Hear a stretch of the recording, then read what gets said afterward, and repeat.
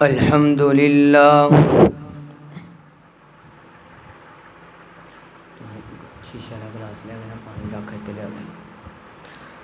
الحمد للہ نحمده ونستعینه ونستغفره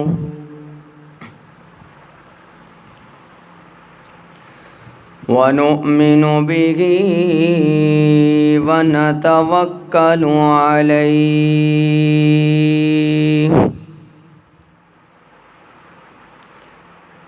ونعوذ باللہ من شرور انفسنا ومن سیئات اعمالنا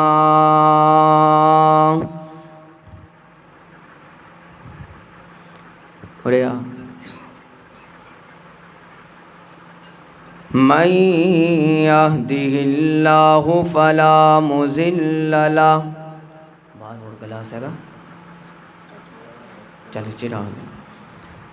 ومن يضلله فلا هادي له ونشهد أن لا إله إلا الله وحده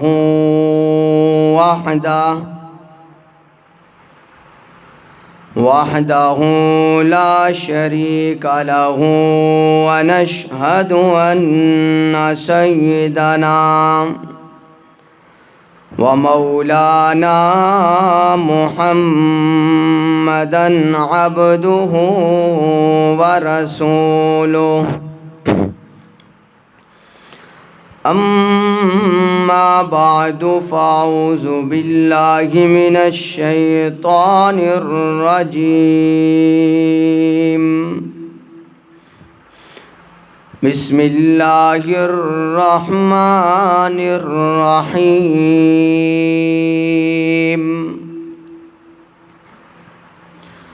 وتلك الأيام نداولها بين الناس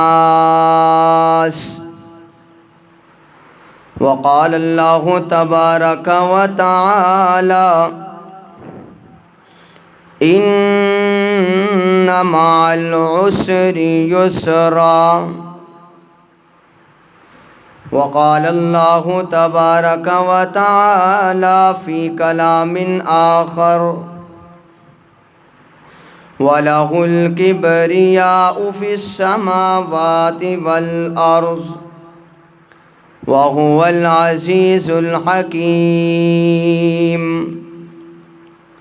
صدق الله العظيم ونحن على ذلك لمن الشاهدين والشاكرين والحمد لله رب العالمين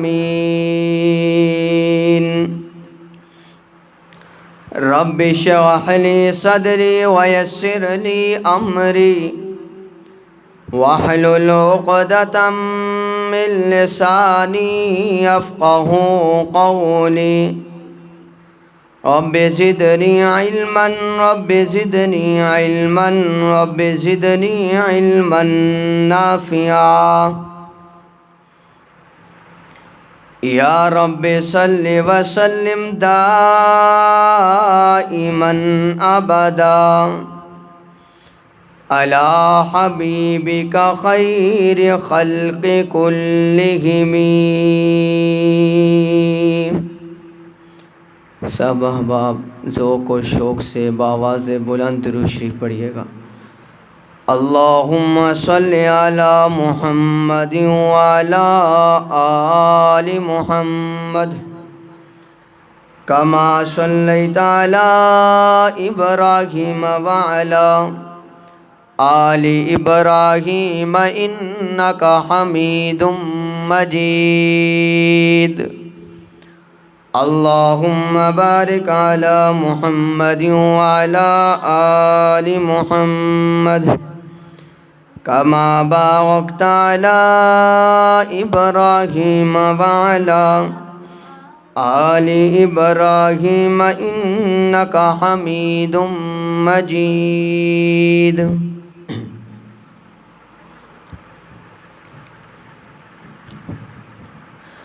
میرے واجب الاحترام قابل تکریم محترم عزیز دوستوں، بزرگوں، ساتھیوں، میں نے آپ حضرات کے سامنے قرآن مجید فرقان حمید کی آیات مبارکہ کی تلاوت کی ہے۔ دعا کرتا ہوں کہ اللہ تعالیٰ مجھے حق اور سچ کہنے کی، ہم سب کو ان باتوں پر عمل کرنے کی توفیق عطا فرمائے۔ واجب الاحترام، آج ہمارا اس مقام پر، اس جگہ پر پہلا جمعۃ المبارک ہے۔ 3 صفر 1446 ہجری، 9 اگست 2024، 26 ساون 2081 بکرمی بروز جمعۃ المبارک کا دن ہے۔ میں نے جو آپ حضرات کے سامنے آیات مبارکہ کی تلاوت کی ہے، ان میں اللہ تعالیٰ نے شریعت کے 3 مقاصد، شریعت کے 3 اصول بیان فرمائے، اس کی طرف اشارہ دیا ہے۔ فرمایا کہ اگر انسان شریعت کے مطابق چلنا چاہتا ہے، اس میں 3 چیزوں کا ہونا ضروری ہے۔ اگر ایک انسان میں یہ تینوں چیزیں پائی جائیں گی تو وہ انسان شریعت کے مطابق چلنے والا ہوگا۔ سب سے پہلے فرمایا کہ تعلق مع اللہ، ہر کام میں، ہر فعل میں، ہر اقوال میں، ہر عمل میں اللہ کے ساتھ تعلق قائم ہونا چاہیے۔ نمبر 2 پہ فرمایا تعلق مع الخلق، اللہ کی مخلوق کے ساتھ انسان کا جو تعلق ہے وہ ویسا ہونا چاہیے جیسے اللہ چاہتا ہے۔ نمبر 3 پہ فرمایا کہ تعلق مع النفس، انسان کا اپنی ذات کے ساتھ جو تعلق ہے وہ بھی ویسا ہونا چاہیے جیسے اللہ چاہتا ہے۔ یہ 3 چیزیں جو ہیں، ان میں سب سے پہلی جو چیز ہے جس کا نام ہے تعلق مع اللہ، اللہ کے ساتھ تعلق ہو، اس میں یہ چیز آ جاتی ہے کہ انسان اپنی عبدیت کو پہچانے کہ میں بندہ ہوں، اور اللہ کی معبودیت کو جانے کہ اللہ میرا معبود ہے، اللہ میرا خالق ہے، اللہ میرا خدا ہے، اللہ میرا مالک ہے، اللہ میرا سب کچھ ہے۔ یہ 2 چیزیں، ایک اپنی عبدیت اور ایک اللہ کی معبودیت کو سامنے رکھنا چاہیے۔ اللہ قرآن میں فرماتے ہیں وَلَهُ الْكِبْرِيَاءُ فِي السَّمَاوَاتِ وَالْأَرْضِ، زمین آسمان کی ساری کبریائی وہ اللہ کے لیے ہے۔ وَهُوَ الْعَزِيزُ الْحَكِيمُ، فرمایا کہ انسان عبد اس وقت ہوگا، بندہ اس وقت ہوگا جب اس کے اندر کبریائی نہیں ہوگی، جب وہ اپنے آپ کو تکبر والا نہیں جانے گا۔ وہ یہ کہے گا کہ تکبر کے لائق اگر کوئی ذات ہے تو وہ صرف اور صرف اللہ کی ذات ہے۔ اللہ کے علاوہ کوئی بھی تکبر والا نہیں ہو سکتا۔ یہ اسی کی شان ہے، یہ اسی کو پسند ہے، یہ اسی کو ججتا ہے، اس کے علاوہ کسی کو نہیں ججتا۔ تو اللہ نے قرآن میں فرمایا وَقْصِدْ فِي مَشْيِكَ وَاغْضُضْ مِنْ صَوْتِكَ إِنَّ أَنْكَرَ الْأَصْوَاتِ لَصَوْتُ الْحَمِيرِ۔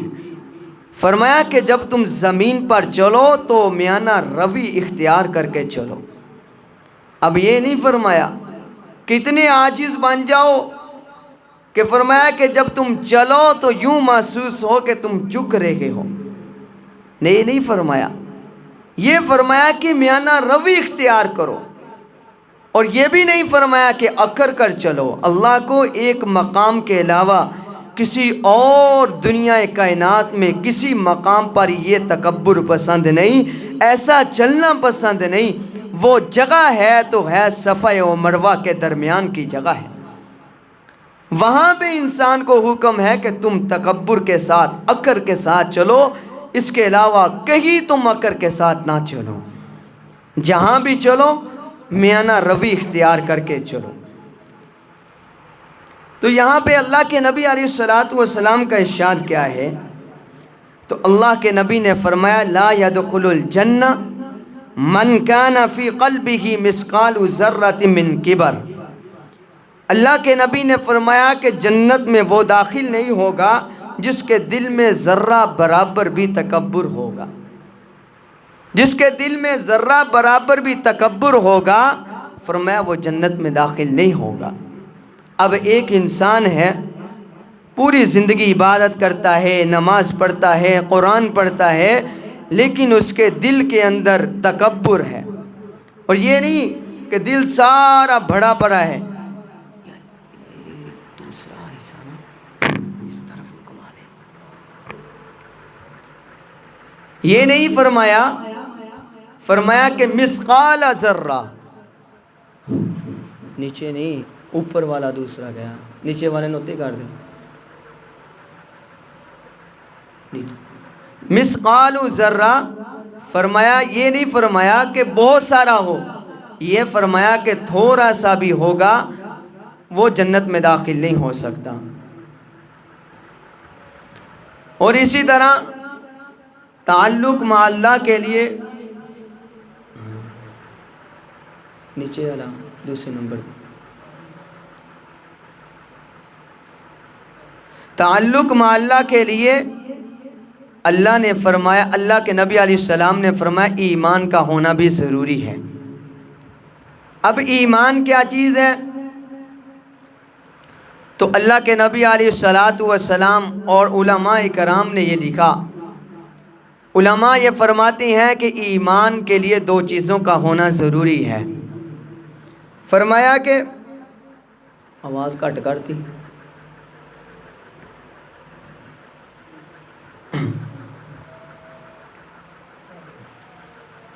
ایمان کا ہونا ضروری ہے۔ فرمایا کہ دو چیزیں ایمان کے لیے ضروری ہیں۔ ایک فرمایا التعظیم لامر اللہ، اللہ کے حکموں کی تعظیم کرنا، اور دوسرا فرمایا والشفقۃ علی خلق اللہ، لوگوں کی خدمت کا جذبہ انسان کے دل میں ہونا۔ اب یہ دو چیزیں ایمان کے لیے ضروری ہیں۔ تو میرے بھائیوں، اب دونوں چیزوں کا ہونا ضروری ہے۔ یہ نہیں کہ انسان اللہ کے حکموں کو تو پورا کر رہا ہے لیکن دل کے اندر لوگوں کو تنگ کر رہا ہے، لوگوں کے خدمت کا جو جذبہ ہے وہ دل کے اندر نہیں ہے، یا یوں تو ہے کہ لوگوں کی خدمت اتنی خدمت کرتا ہے لیکن اللہ کے حکموں کو پورا نہیں کرتا۔ فرمایا اس کا ایمان کمزور ہے۔ دونوں چیزوں کا ہونا ضروری ہے، دونوں چیزیں پائی جائیں۔ التعظیم لامر اللہ، اللہ کے ہر حکم کی تعظیم ہو، اور فرمایا دوسرا والشفقۃ علی خلق اللہ، لوگوں کی خدمت کا جذبہ انسان کے دل میں ہو، اسی کا نام ایمان ہے۔ کئی واقعات ایسے آئے ہیں کہ آپ دیکھیں، واقعات تو میں نے کئی مرتبہ بیان کیے کہ صحابہ اکرام اولیاء کرام بزرگان دین، ان کے دلوں کے اندر اللہ کے حکموں کو پورا کرنے کی تمنا کتنی تھی، وہ اللہ کے حکموں کی تعظیم کیسے کرتے تھے۔ لیکن وہ لوگ بھی دیکھیں جنہوں نے خدمت کر کے یوں دکھائی اور اللہ کا تعلق بھی ساتھ رکھا ہے اور ساتھ ہی ساتھ خدمت کو بھی رکھا ہے۔ آپ دیکھیں رسول اللہ صلی اللہ علیہ وسلم کا زمانہ تھا، آپ صلی اللہ علیہ وسلم کے زمانے کے اندر ایک صحابی نے زمین کو فروخت کیا۔ اب ایک دوسرا صحابی جس نے خریدا زمین کو، پیسے ادا کر دیے، زمین خریدنے والا اپنی زمین میں چلا گیا، فروخت کرنے والا اپنے گھر کو چلا گیا۔ زمانہ گزرا، جب اس زمین کی کھدوائی ہوئی، اس کے اندر سے ایک ایسا پتیلا نکلا جو ایک پتیلا تھا سونے کا بھرا ہوا۔ جب وہ پتیلا نکلا، انہوں نے اس پتیلے کو اٹھایا، اس مالک کے پاس چلا گیا جس سے زمین خریدی تھی، اس کو جا کر کہا کہ بھائی میں نے تم سے زمین خریدی ہے، میں نے تم سے یہ پتیلا، یہ سونے کا بڑا ہوا سونا نہیں خریدا، لہٰذا آپ اپنے اس پتیلے کو رکھ لیں اور میں اپنی زمین کو رکھتا ہوں۔ انہوں نے کہا کہ دیکھیں میں نے زمین کو بیچا، اس کے اندر جتنی بھی چیزیں تھیں وہ ساری میں نے فروخت کی ہے۔ میرے بھائیوں، ایک وہ مسلمان تھے جو اپنے لیے نہیں بلکہ لوگوں کے لیے کرتے تھے، ایک وہ مسلمان تھے جن کے دلوں کے اندر لوگوں کی خدمت کا جذبہ تھا۔ ایک آج کے مسلمان ہم ہیں جو ہم یہ کہتے ہیں کہ ہر چیز ہمارے پاس آ جائے، ہم اس سے بھی چھین لیں، ہم اس سے بھی چھین لیں، لیکن وہ لوگ تھے جب ان کے پاس وہ پتیلا آتا ہے، انہوں نے کہا کہ بھائی میں اس کو نہیں رکھتا۔ بالآخر کیا ہوتا ہے، وہ فیصلہ عدالت میں چلا گیا۔ جب جج صاحب کے پاس فیصلہ گیا، جج سے چلتے رسول اللہ کے پاس چلا گیا، آپ صلی اللہ علیہ وسلم نے اسے کہا کہ بھائی آپ رکھ لو۔ وہ کہتا کہ میں نہیں رکھوں گا، دوسرا کہتا میں نہیں رکھوں گا۔ تو بالآخر رسول اللہ صلی اللہ علیہ وسلم نے یہ فیصلہ کیا۔ آپ صلی اللہ علیہ وسلم نے فرمایا کہ آپ کے ہاں اولاد ہے؟ اس نے بتایا کہ میرے ہاں بیٹی ہے۔ اس نے بتایا میرے ہاں بیٹا ہے۔ تو رسول اللہ صلی اللہ علیہ وسلم نے فرمایا اس سامان کو بیچ کر ان دونوں کی آپس میں شادی کر دو۔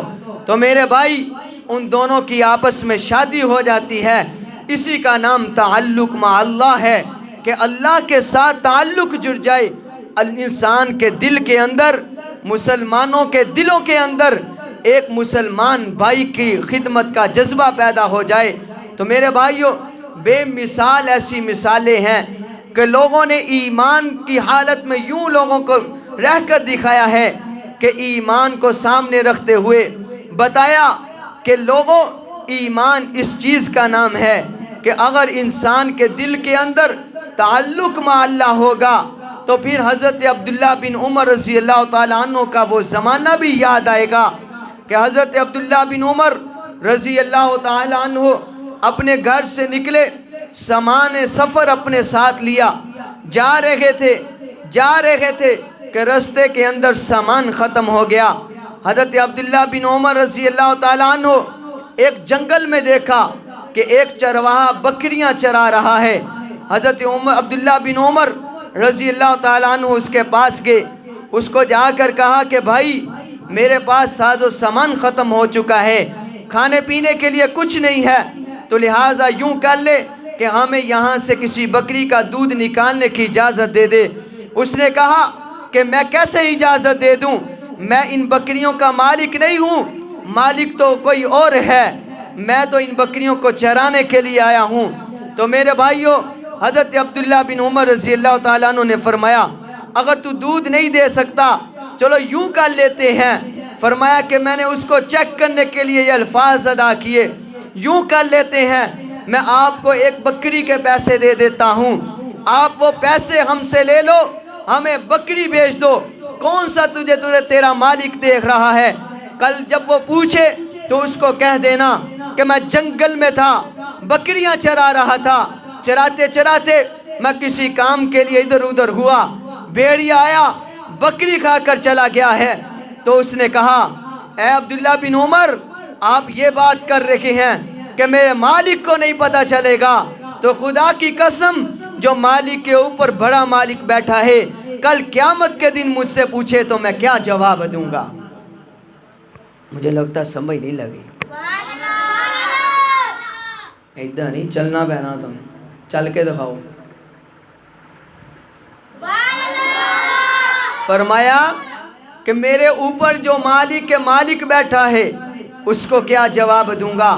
تو حضرت عبداللہ بن عمر رضی اللہ تعالیٰ عنہ نے فرمایا کہ اے لوگو، جب تک ایسے لوگ اس دنیا میں موجود ہیں تو خدا کی قسم اللہ تعالیٰ کسی دنیا کے اندر کوئی ایسا بندہ نہیں پیدا ہو سکتا جو کسی سے آ کر بے انصافی کر جائے۔ تو میرے بھائیو، ایمان کی حالت میں تعلق مع اللہ کا بھی ضروری ہے، اور اسی طرح انسان کی خدمت کا جذبہ بھی ہونا ضروری ہے۔ بے مثال ایسی مثالیں ہیں کہ جہاد کا معرکہ تھا، ایک صحابی رسول صلی اللہ علیہ وسلم کو پیاس لگی، زخمی حالت میں تھے، ایک عورت یا ایک صحابی پانی لے کر آئے، دوسری طرف سے آواز آئی، انہوں نے کہا کہ پہلے میرے اس بھائی کو پانی پہنچاؤ، وہاں پانی پہنچتا ہے، تو تیسرے نے آواز دے دی، انہوں نے کہا کہ اس طرف پانی پہنچاؤ، چلتے چلتے جب وہ پہلے کے پاس آتے ہیں تو میرے بھائیوں پچھلیوں کی روح قبض ہو جاتی ہے۔ انہوں نے اپنے لیے کچھ نہیں کیا، اگر کیا ہے اپنے بھائیوں کے لیے کیا ہے۔ میرے بھائیوں، حضرت جابر رضی اللہ تعالیٰ عنہ کا واقعہ آتا ہے، ان کو اللہ تعالیٰ نے بہت پیسہ دیا تھا، بہت رقم دی تھی، لاکھوں کے حساب سے ان کے پاس روپیہ تھا۔